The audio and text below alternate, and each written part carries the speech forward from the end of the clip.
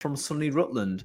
Yeah. And in fact, that's probably something we should talk about, because there's so much about entrepreneurship, particularly when it comes to recruiting and recruitment technology. People gravitate to the city, gravitate to London and stuff. So we definitely want to explore what it is like to be an entrepreneur outside of some of these major metropolitan spaces, because it could be that's a future that we need to explore more. It will certainly democratize entrepreneurship, because if people don't have to up sticks and change their lives to come into London and actually set up a viable business, no matter where you are, that's got to be a positive thing for a lot of people. Absolutely. So anyway, we're live, everybody. We are live, folks. It is Founders Focus episode 30, and I'm absolutely delighted to be doing this. I'm kind of doing this at a rapid rate, mainly because I enjoy it so much. This is turning into the favorite thing for me to do every week. Because it is like a big learning journey for me to have conversations with people that have basically set up businesses to try and solve recruiting problems, rather than just complaining about recruiting problems and getting on with business as usual the next day. So welcome to the show, everybody, and I'm delighted to welcome Stephen Anderson, MD of Crooton, to Founders Focus. So welcome to the show, Stephen. Thanks, Hang. Thank you for inviting me. Stephen, we ended up talking about regionalism, and I think we should just start there, because I think it is a cliche, and certainly pre-COVID, it felt as if you wanted to do something in business, or you wanted to do something in recruitment technology, or whatever it might be, you'd have to go into a big city in order to do it, for the networking, for the fundraising, for the customers, all that face-to-face stuff and what have you. But you've obviously taken a different track pre-COVID. You didn't do this. Can you just get your perspective on how it is to set up a business outside of major metropolitan centers, like you have with Crooton, and I believe for your previous business as well? Yeah. I mean, it was relatively straightforward for me. I was running a similar type of business for a big corporate who were, operating outside London. I, eventually decided to go off on my own. And actually, I'm not sure I would have done it if I wasn't able to drag some great talent with me who worked with me previously.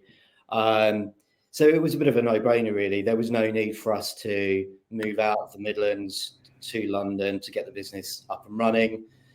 I guess we may have considered developing a team in London in the future, but as we started off, I had access to some great talent, both from a tech perspective and from a recruitment perspective, in the Midlands. So, for us, there was no need to try and find some expensive office space in London when actually we could get the business up and running from where we were.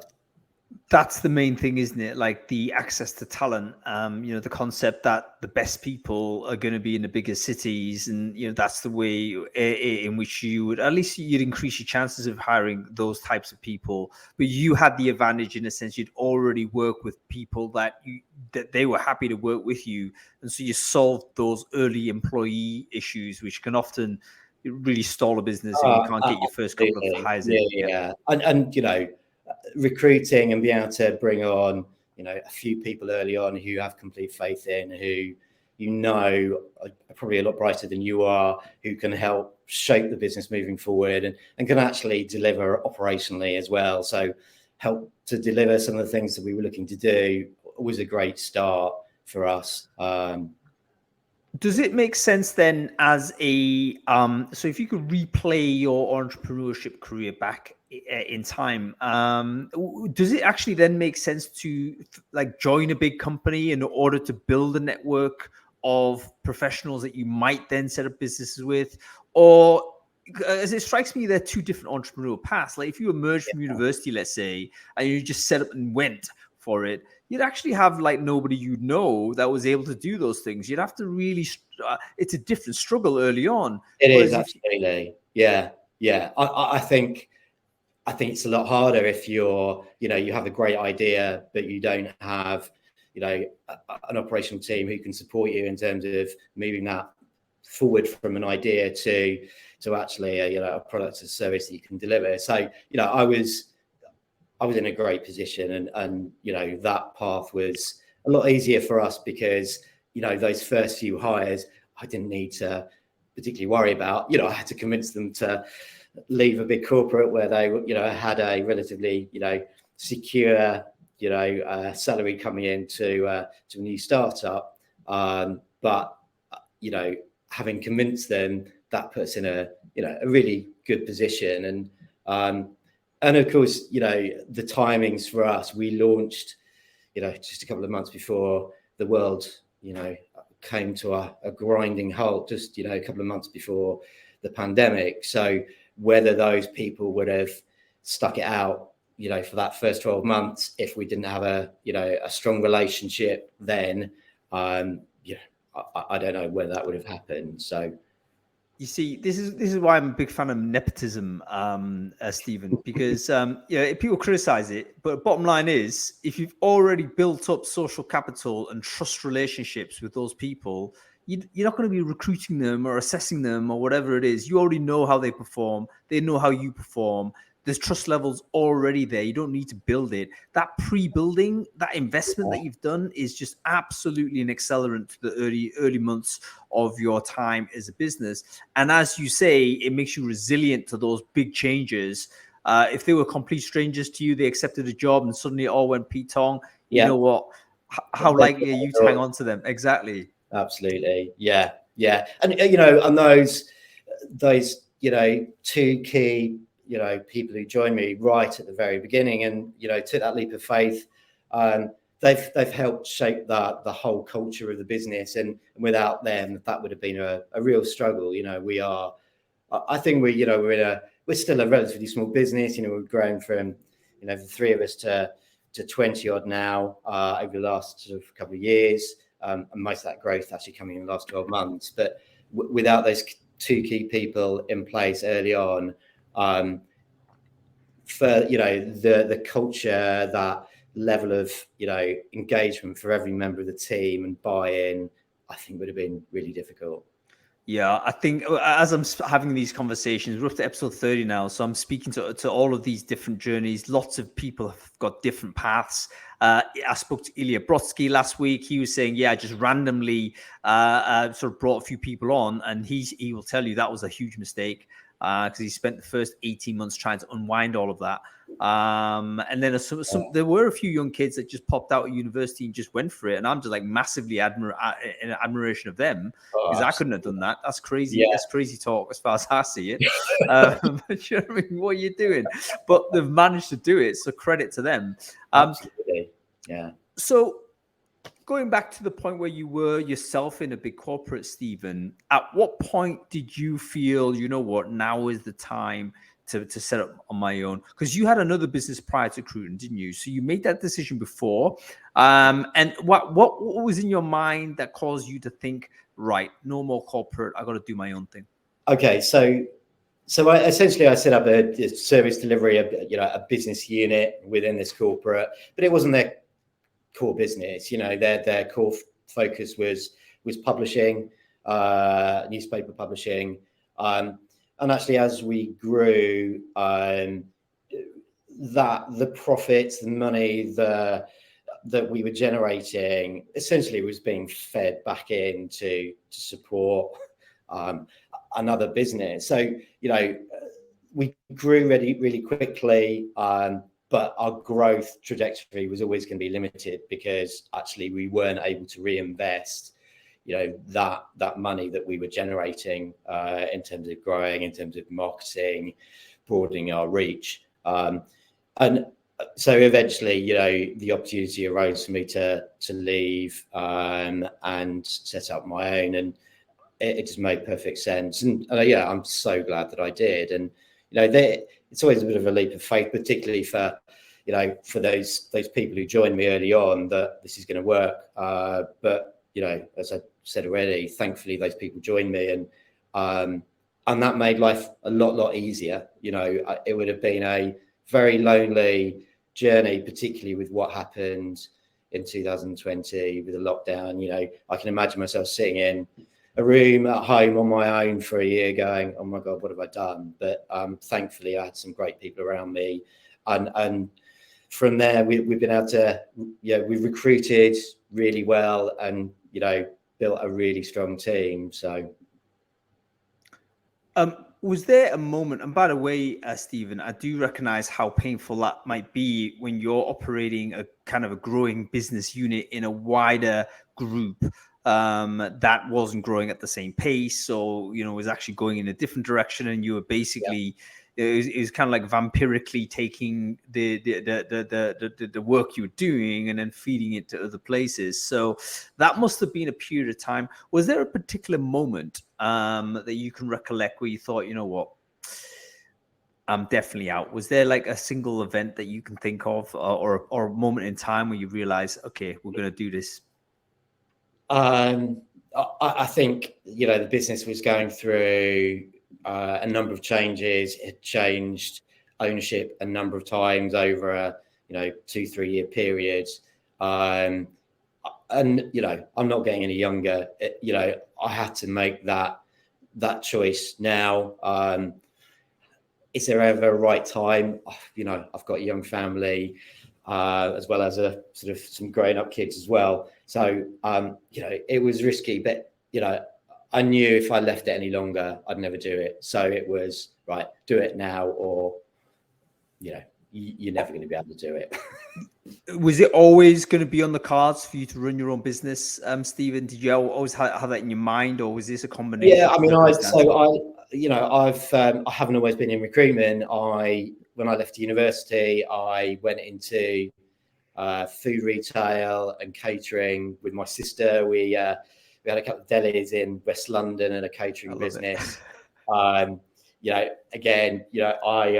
thankfully was surrounded by people with real talent. My sister is, an amazing cook, chef, and I just did the front of house glory, the nice bit really. So I did that soon after university, and that was great fun. Did that for 7 or 8 years. Sold that business. Moved out of London to Norfolk. Ended up working for this large corporate newspaper publisher. So I'd got a taste early on of what being self-employed was like, and it was tough. And actually, I made a hideous number of mistakes. I was really green. I thought it was all about expansion and growth, and actually really didn't focus as much as I should have done on the bottom line, and actually look at where your core revenue streams are coming from. We were doing weddings, big corporate events, lunchtime sandwich trade, but actually if I'd sat back and gone, right, where's the money coming from, I would have probably gone, right, sandwiches, great, actually we can make an awful lot of money opening for a few hours a day, and then we've got a life back. But ended up working 15-hour days, getting up, going to the market in the morning at 4 a.m, not finishing to 8 or 9 in the evening. So yeah, there was I guess I've always wanted to get back into running a business, and feel that I'm probably in a better position now to actually make a success of it, rather than being young straight out of university and thinking it all. Do you know what? Some of these lessons are timeless, aren't they, Stephen? I mean, you're talking exactly about doing non-scalable stuff compared to scalable stuff. I mean, now it's all startup speak, so we understand it, but it's the same. Business is the same everywhere. If you're doing things that are exciting, individuated projects that need like huge customization and whatever, and yes, there might be a big ticket item, wedding might be 20 grand or whatever it is, might be a big ticket at the end of it. My goodness, the amount of effort that is there, and the diversion of energy is huge. Taking on additional staff to manage those single projects. We always, when it came back to it, all the margins were always on that high volume lunchtime trade, which we were great at. But but there you go. That's it, folks. Listen, entrepreneurship lesson number 1 is just understand where core revenue is. So core revenue is basically your most literally bread and butter. I mean, we talk about sandwiches. It is your bread and butter. It's the stuff that always goes in, super reliable. And most importantly, things that you know how to do. So in other words, you know how to actually produce the product, sell the product, and get the money in. There's none of that ambiguity. Whereas if you're catering for a wedding, guess what? Bright, there's all kinds of customizations you're going to need to do, last minute changes, you have zero control over this. You're kind of like riding a rhino, it's like you're not in control of this thing. Absolutely.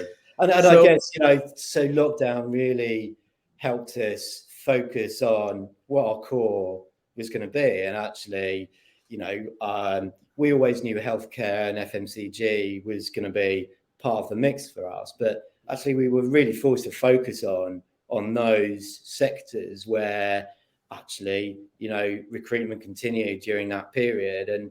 And we've come out the other side with a really strong client base in those sectors. And that's, we're now really grateful for that, because, that is our bread and butter. We've got some great relationships with clients in those sectors. We're working more and more with them. And we've got a great base to build from now.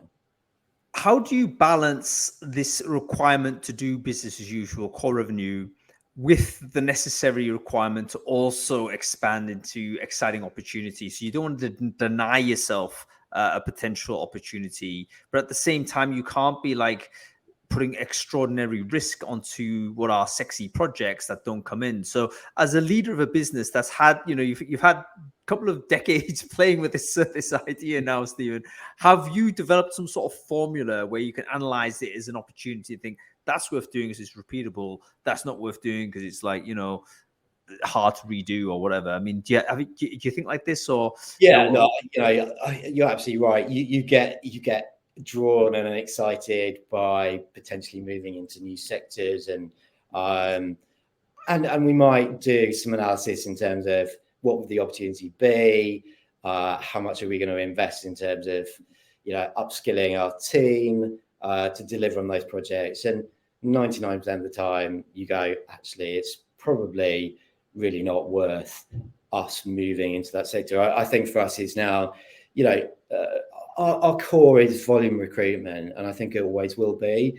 And we just need to build out from that. There are lots of areas for the business to grow in terms of, big data, using the data that we're collecting to help, our clients make informed decisions about, hiring moving forward. So it's building on our core strengths rather than being distracted by, some, recruitment over there, which might be, look incredibly attractive in terms of revenue streams, but actually would divert our attention away from our core offering.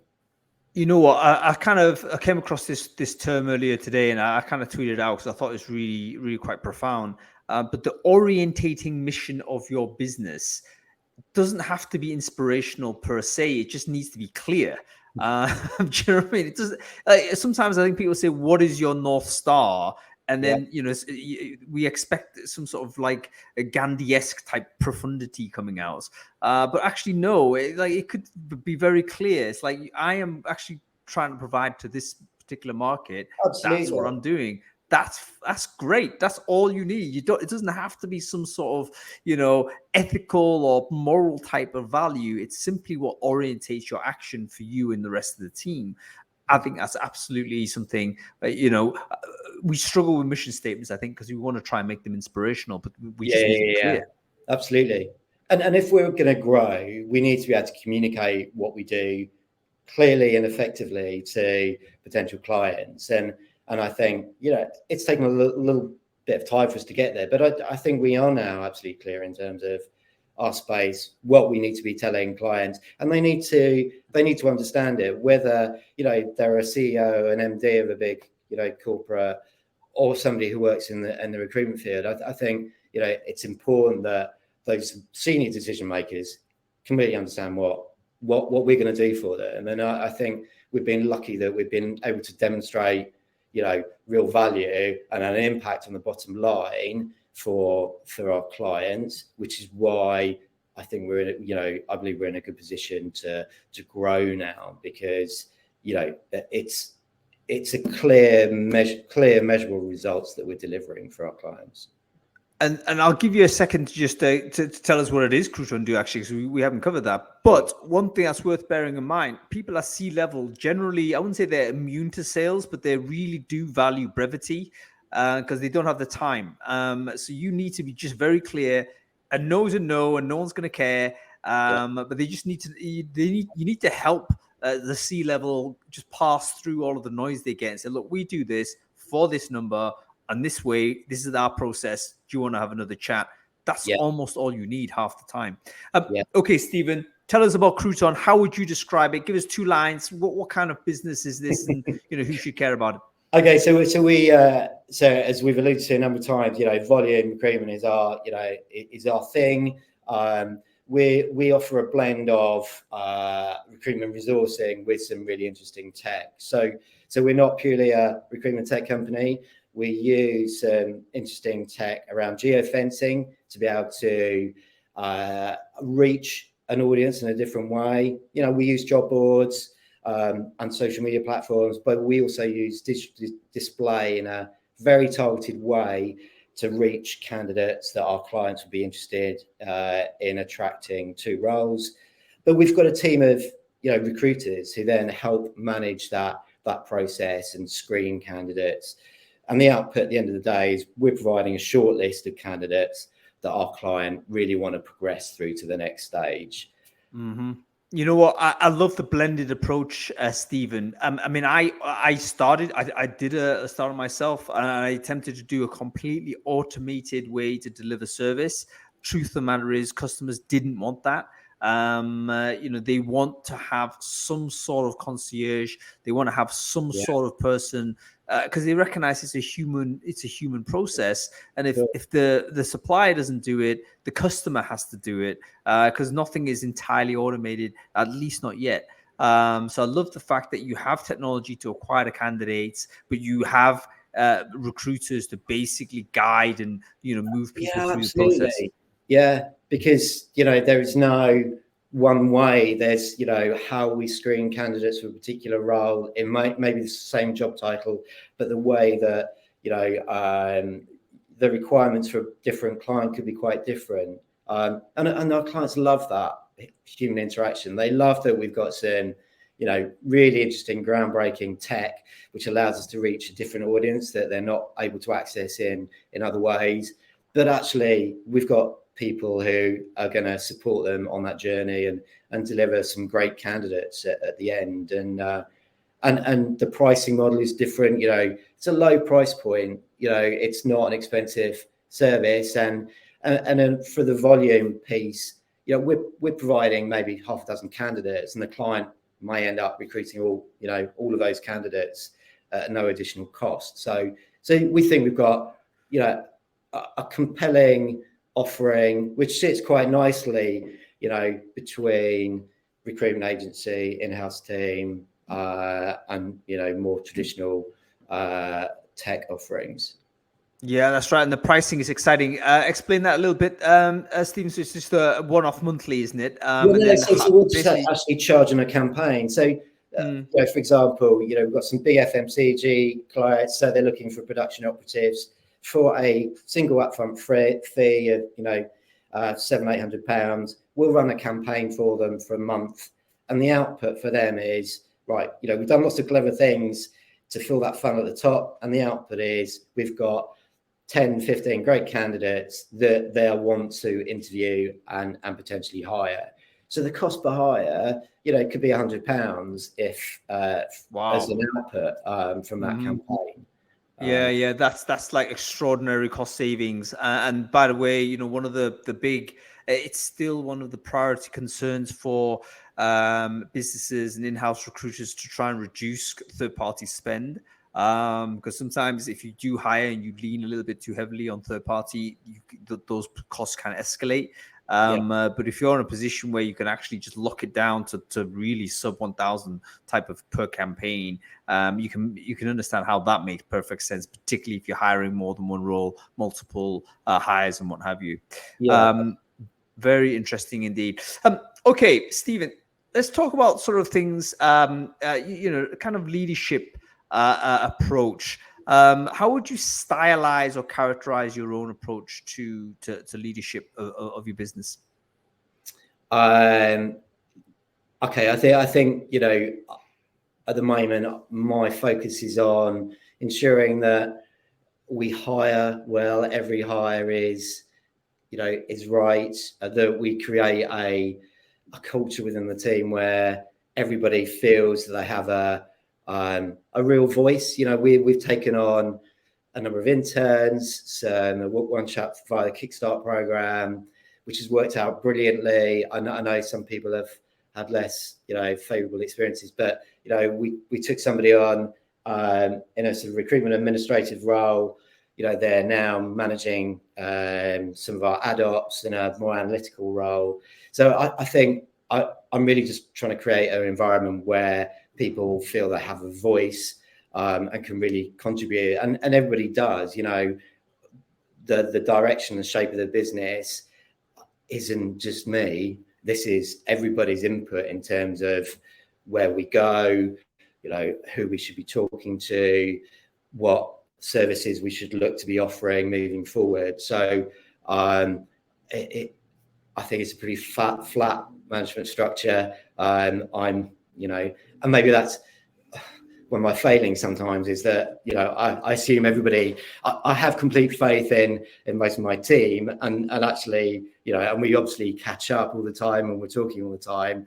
That I probably have failed over the last 12 months in terms of formal one-to-ones and appraisals and doing all that sort of type of thing, because I know how valuable those things are from sitting on the other side of the desk and being appraised, and that could be a really valuable exercise. So we've recently taken on a head of people who's helping us manage that growth and make sure that we don't lose any of that. And that's my biggest worry really, is as we grow, how do we ensure that we remain a team? I love coming to work. I think most of my team, well, I know they do enjoy coming to work, and that's why most of them come into the office every day. They don't need to, but they choose to. So that's where we are. I just hope we can. My role is to make sure that we can maintain that as we grow, I think. Two things to mention there, Stephen. What your failings as a leader, so we'll go back to that. But also the fact that you're obviously in an office right now, and you mentioned that people are coming in even though there's no mandate to do so. What do you think of this battle? It seems that there's a battle going on between people who want to do remote and people who want to go work from home. We saw Elon Musk famously say, listen, in the office, if you're not in the office, actually, we're going to fire you, or something to that effect. And then you got lots of Tesla employees saying, yeah, I'm leaving. And then it's okay, what's your take on this? Do you think there is some fundamental reason or value that coming together in a team in person provides that remote doesn't provide, or do you think it's just antediluvian management? What's your view on this? I think it's really difficult. I think it very much depends on the sector that you're operating in and the type of service you're delivering. I feel there's real value in getting together and particularly at this point in our journey, we are early feeding stage, the whole time. From a sales team perspective, I know my sales commercial team, they love being around other salespeople. You bounce off other salespeople. I think it can be quite a lonely existence. 100%. In a bedroom, trying to bang out 50 calls a day. That's. Let me just interrupt you right there. I've got a friend of mine who works for a recruitment agency. He's fully remote. And he is actually looking for a sales team to sit next to.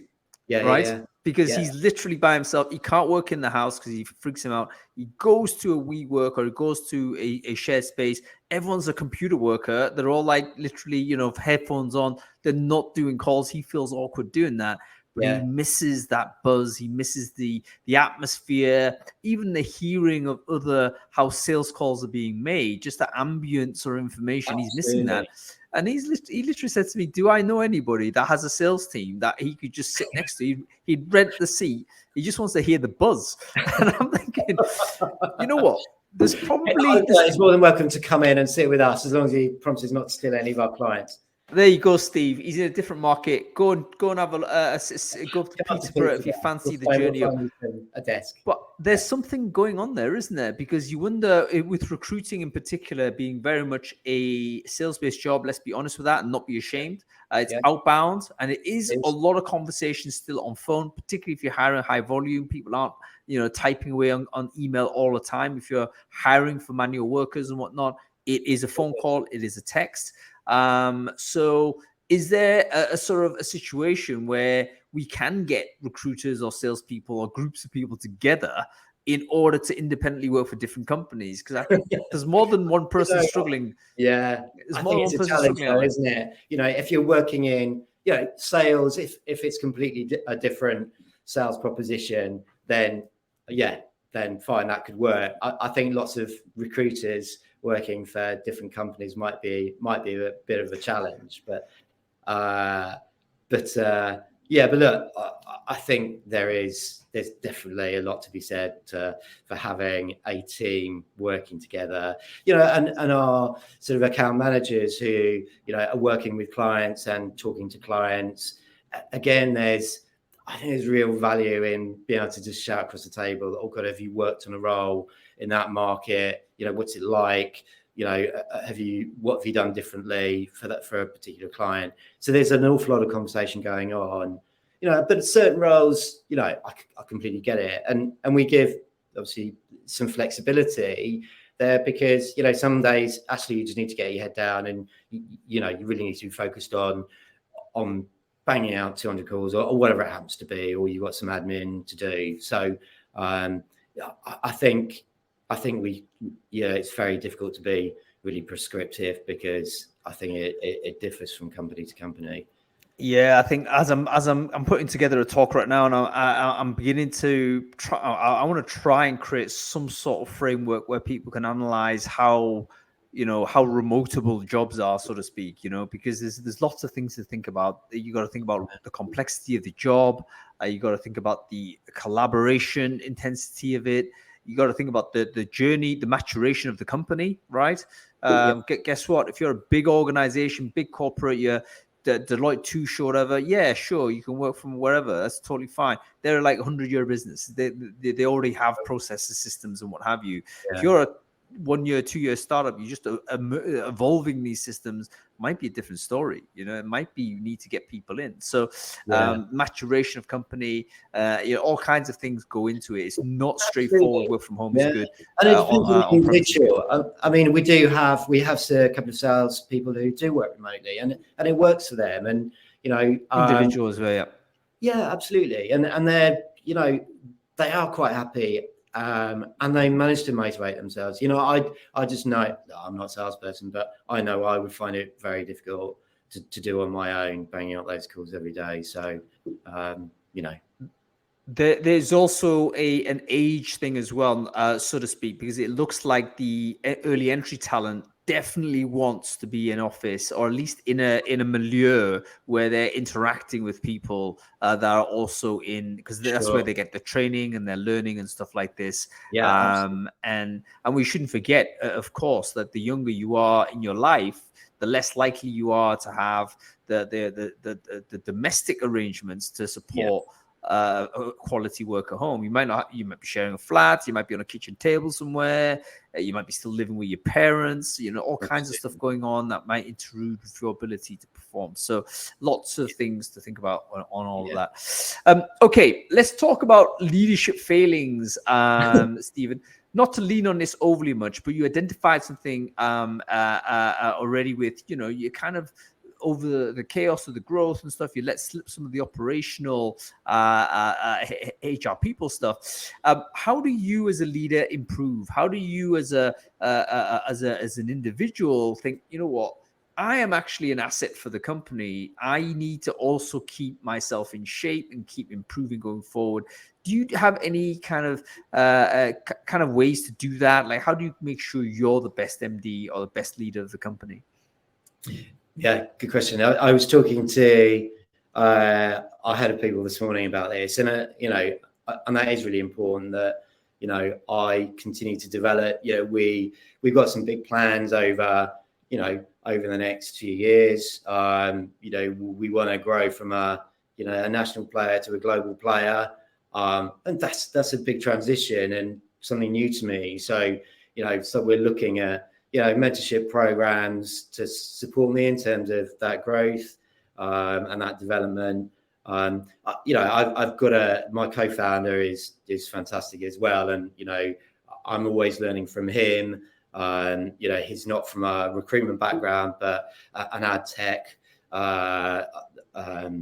background. So, you know, I'm always learning from him. He's always, you know, challenging me, making me, you know, think about things in a different way. So yeah, I think that's hugely important. But as a manager and an MD, I also know, because I know how important it is. I need, however capable I think my team are, I need to be setting aside some time to make sure that, you know, they're getting the support and the time with me that they need or might need. You know, I don't know whether they need me or not, but, you know, I need them to give them that opportunity to in a maybe a slightly more formal way to discuss, you know, their career path and what they'd like to be doing and any challenges they're facing.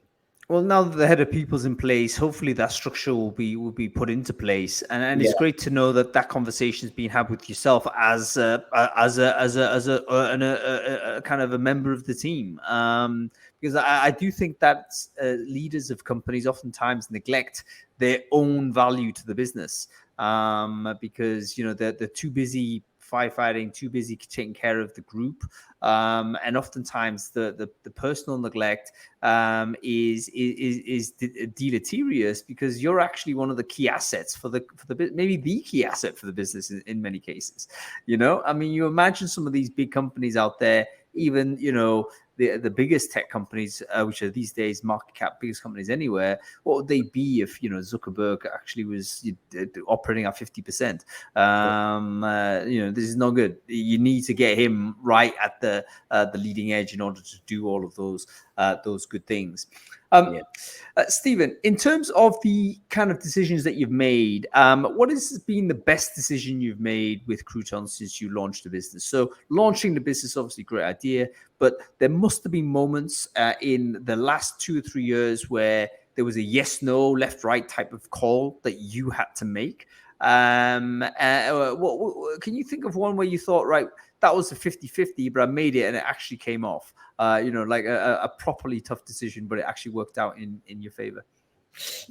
I think, you know, I think it probably came early on. You know, I was talking to my co-founder this morning about, you know, those early months and you know, when we were doing Zoom calls and, you know, the world had just locked down, and he said, you know, look at your face, looking at my face then, it was, oh my God, what have we done? You know, how are we going to survive this? But I think, you know, we made a call, you know, maybe it was a pretty obvious call, but we decided early on, right, to get through this, we really need to focus on a couple of key sectors. We need to be, you know, really, you know, singular about going after, you know, and identifying healthcare companies that we can support, and those FMCG clients who are continuing to recruit.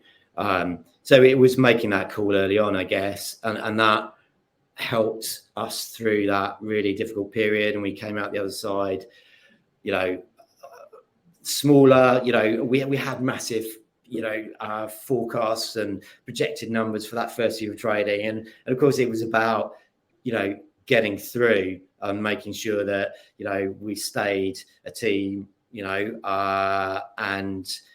we did, and we won some great clients. And I'm proud about some of the work that we did. We helped the NHS find, staff at a really difficult period.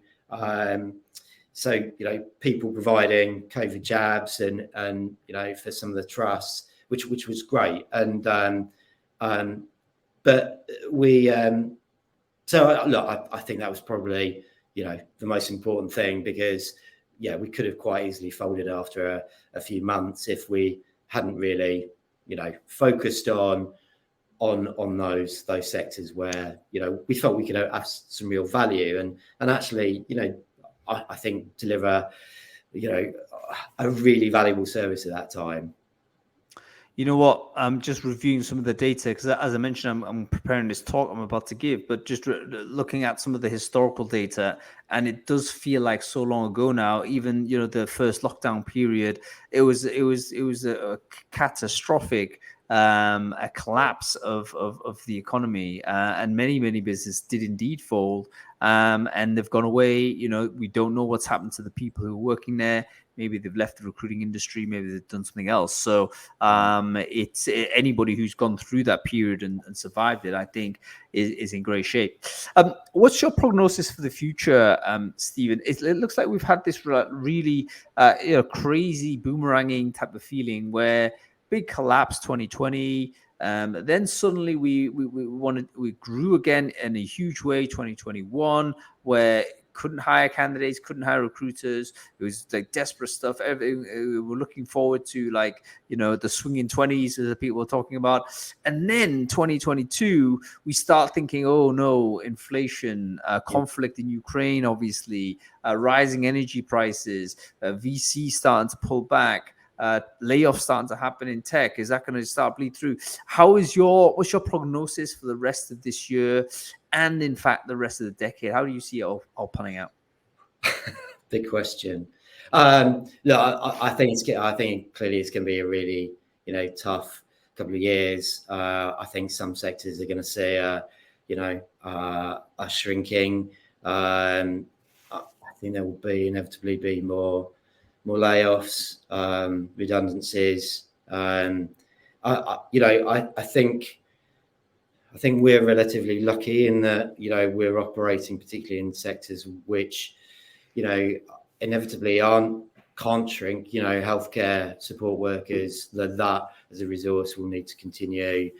People are still going to need to eat food, and so some of the companies that we're working globally will, they'll continue to trade. So, I think we're relatively secure, but I can see it's going to be really tough across, the IT sector, as you mentioned. It's going to be a tough few years. And look, I don't have a golden ball, a crystal ball.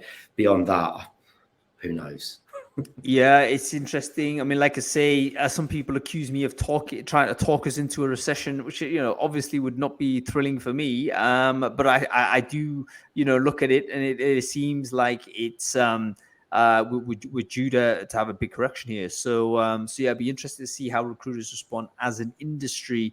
Although the positive thing about recruiters is that, generally speaking, we're very sensitive to change and we're quick to change. I don't think recruiters are particularly innovative as a category of person. I think we're too motivated by the cash. And that's a good thing in the sense that that we're going to go and do the thing that's going to make the money. But once the money dries up, then we pivot again to think what is going to make the money. And I think that's always been the thing that's been able to help recruiters, kind of true recruiters who aren't just sitting on a a booming market, but ones that have gone through a few of these bumps and bruises. The ones that have gone through typically the ones that are able to quickly switch and pivot into a different sector. We're far too reactive. We need to be thinking, planning for what might what might come. And I was thinking about. Sorry. Recruiters never do that though.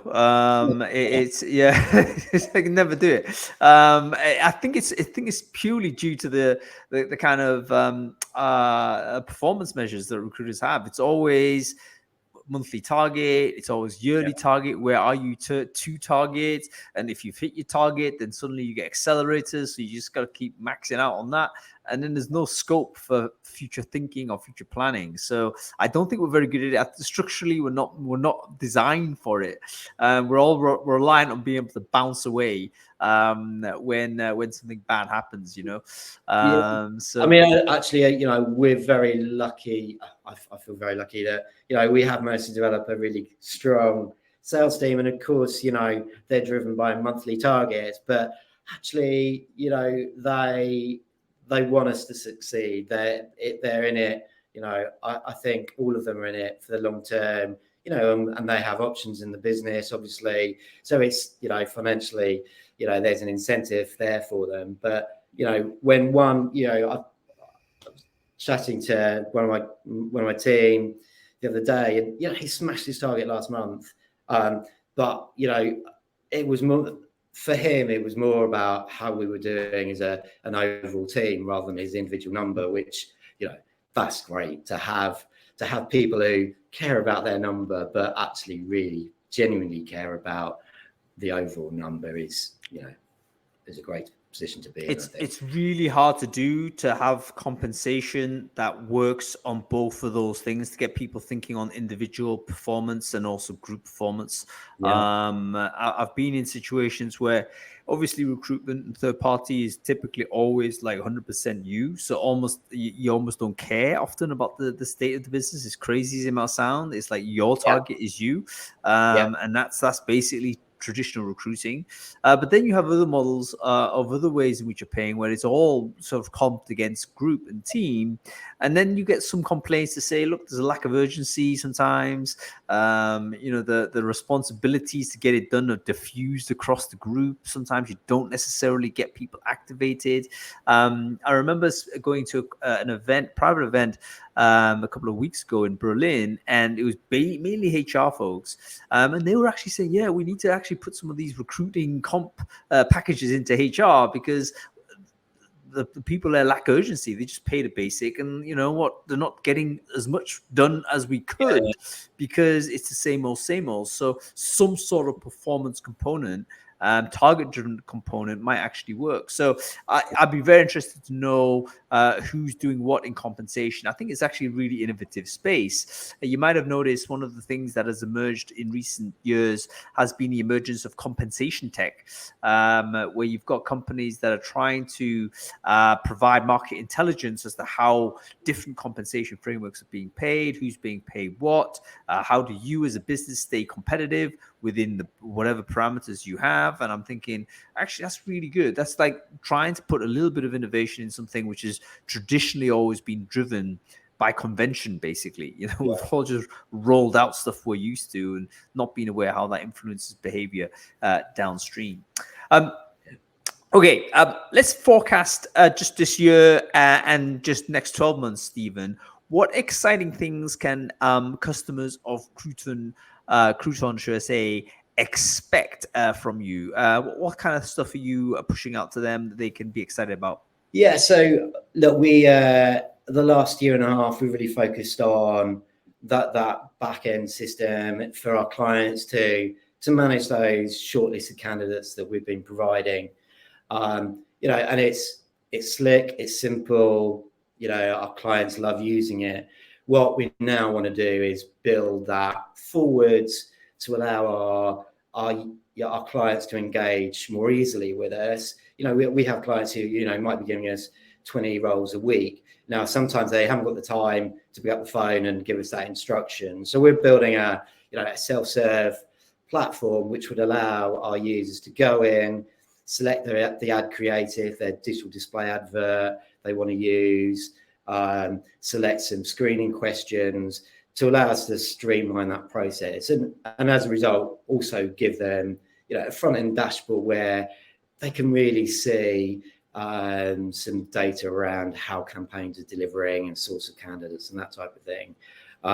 So we think that will, that is being driven by, client request really. So we know there's a requirement. We're not, just developing something and hoping it will stick. This is a lot of our development all the way through has been, and what we do next is being driven by, clients saying, actually, we would really like to be able to do this or that.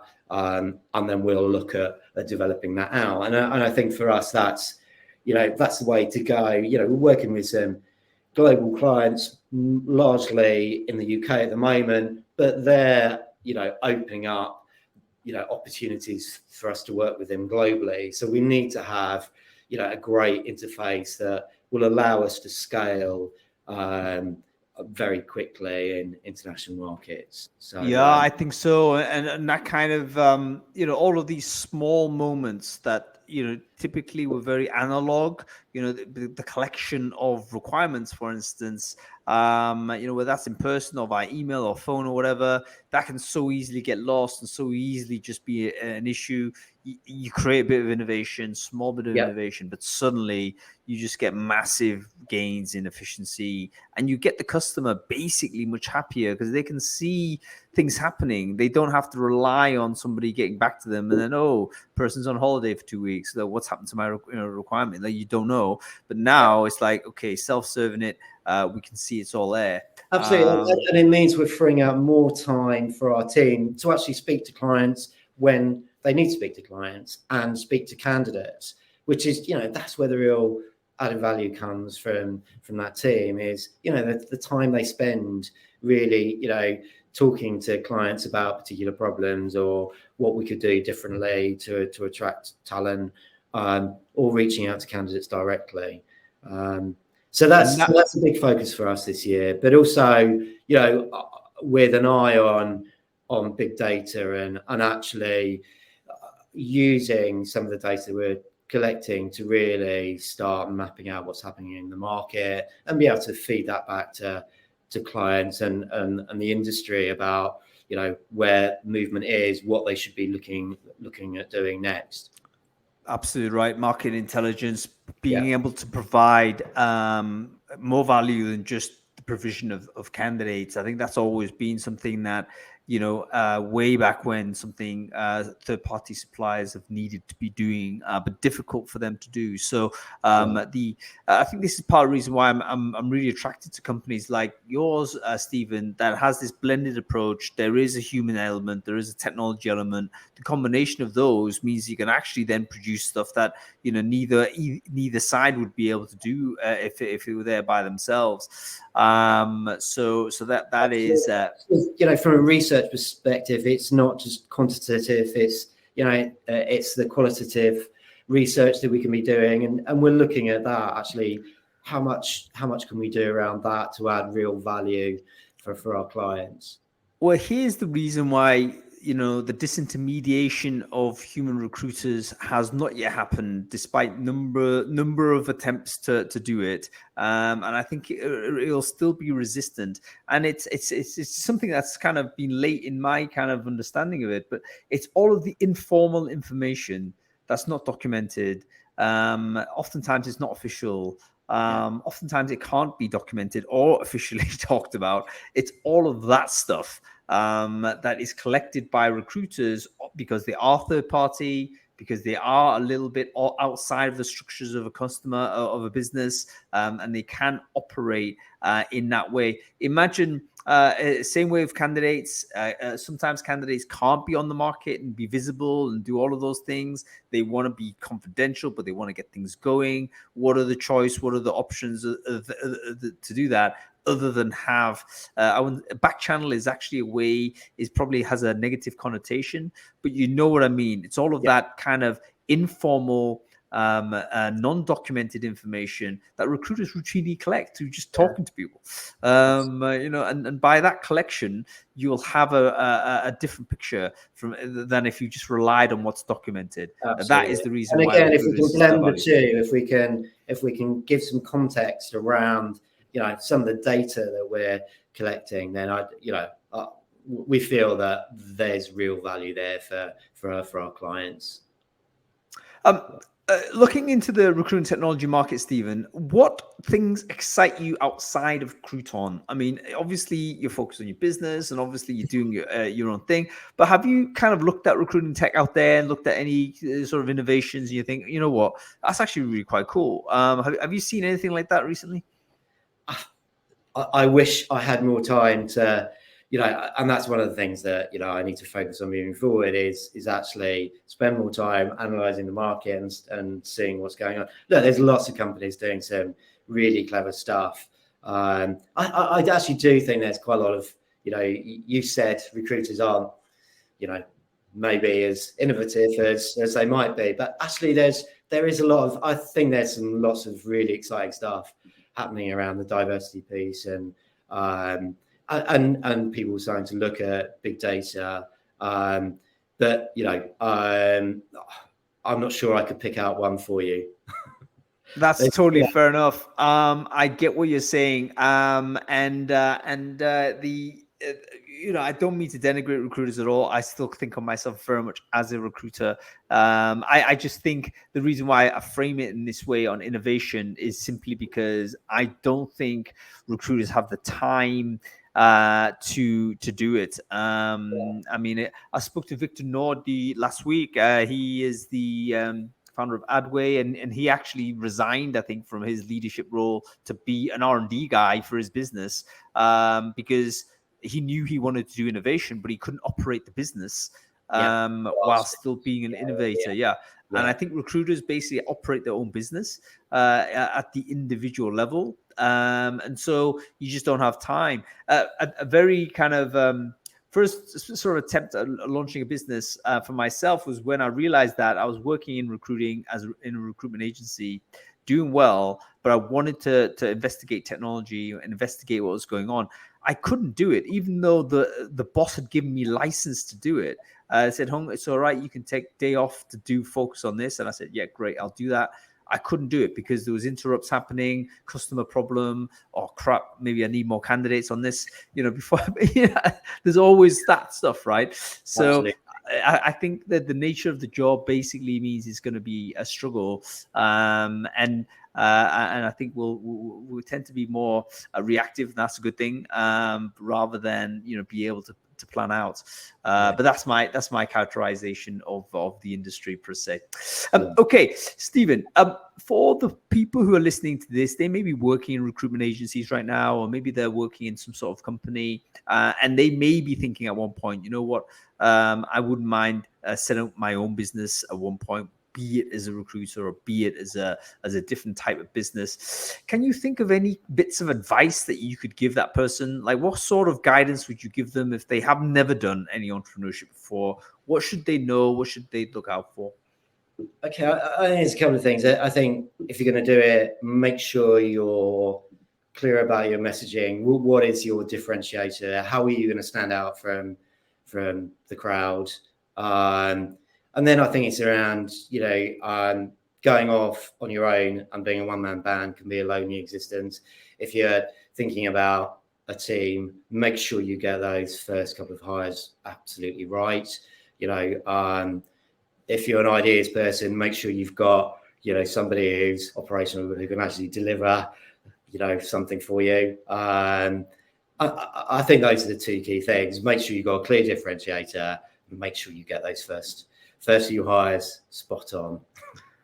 That's really good advice. And there may be a strategy there. Like oftentimes, if you're in work right now, one of the things you should be doing, and you want to be an entrepreneur, one of the things you should be doing is constantly collecting future co-founders, right? Constantly collecting, future first hires. Like, this is why you should treat, I mean, you should obviously you should be altruistic in any way, but you just never know the interactions you have with anybody in your work. They could emerge into being people that would have a different role to play in a different plan that you might have for your own future. So you can't just be instrumental with every approach, like get candidates off the phone or get clients off the phone, or you don't have time to speak to this person. You got to make that time because you don't know what value is going to come out of that. Yeah. Okay, Stephen, listen, really great speaking with you. Obviously, you're a very you're a very busy man. So what busy things do you have to get on with after we finish this conversation, Stephen? What MDing activities are going to happen after this? I'm going to go have a lie down for a few minutes. It's strenuous. The trauma of having a conversation along. I totally get it. So what have I got on? Yeah, actually mapping out. We're doing some work around how mapping out the team and structure moving forward. You know, we know we're going to have to make some key appointments over the forthcoming months. So, you know, how is that going to look? We're slammed in terms of development work at the moment, getting the documentation ready in terms of getting that next stage of the tech rollout developed. And then I'm off to play golf. It's somehow one of my colleagues has roped us into some charity golf event. I don't play golf. I'm absolutely terrified. I'm not sure how I'm going to get around the course. Oh no! Is it a full? It's a key client as well, so I really don't. No. Fool of myself. Is it 18 holes? Are you playing the full? Yeah, it's 18 holes. Championship golf course. Oh. Mate, if you've never played, you're gonna. Good luck.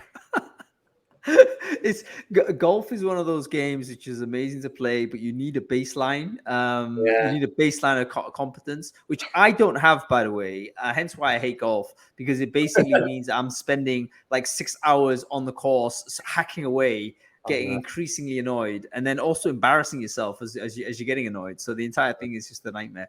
Anyway, I'm sure you have natural talent. So you're going to go in there and ace it. Stephen Anderson, really good chatting with you. Thank you so much for your time. Good luck with you and your business and your round of golf, sir. So thank you very much. Okay. Cheers, Sam. Thanks a lot. What a great guy, hey? That's Stephen Anderson, MD of Crooton. So I guess if you're hiring for high volume folks in the FM sort of fast moving goods space or in the healthcare sector, check out Crooton. That's CROOTON.com. They may have a very compelling offer for you, particularly as it seems that they're not charging per hire. So great sort of a solution to look at.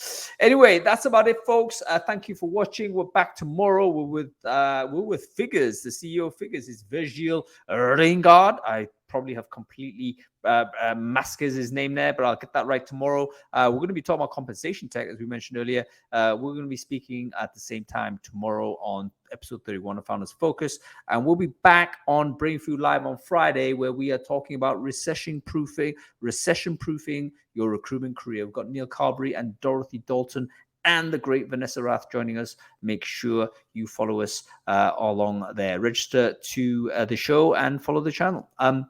That's it. Thanks for watching.